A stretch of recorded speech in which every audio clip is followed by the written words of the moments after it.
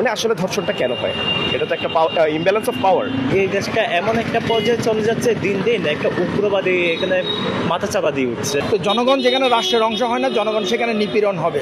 বাংলাদেশ ছাত্র ফেডারেশন হতে উত্থাপিত 18 দফা দাবি, আপনাদের এই 18 দফা দাবি বাস্তবায়নের দাবি জানাচ্ছি।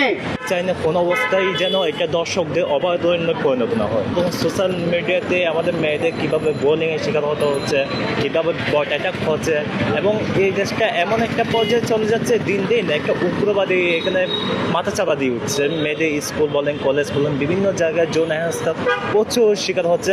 আমরা এই সরকারের কাছে এমন দাবি জানাচ্ছি, প্রত্যেকটা স্কুল কলেজে যেন এই নারীদের যৌন বিরোধী আপনার অভিযোগ সেল গঠন হওয়ার জন্য।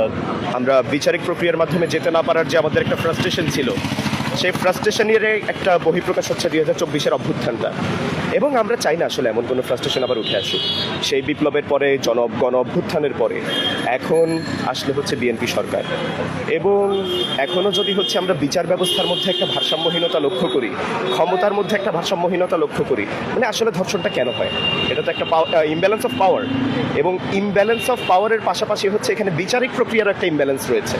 তা আমরা এখানে ভারসাম্যটা আগে চাই।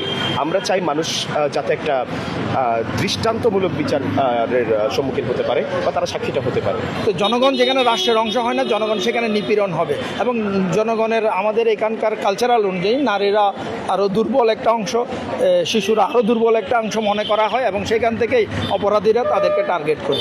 কিন্তু 5ই আগস্টের পরে ইন্টারিম যে সংস্কার আলাপের মধ্য দিয়ে একটা নতুন বাংলাদেশের স্বপ্ন আমাদেরকে দেখিয়েছে। আমরা সময়ও দিয়েছি, ইন্টারিমের সময় আমরা তাদেরকে সময় দিয়েছি একটা রাষ্ট্র বানানোর জন্য, এবং তারা জুলাই সনদও প্রস্তাব করেছে।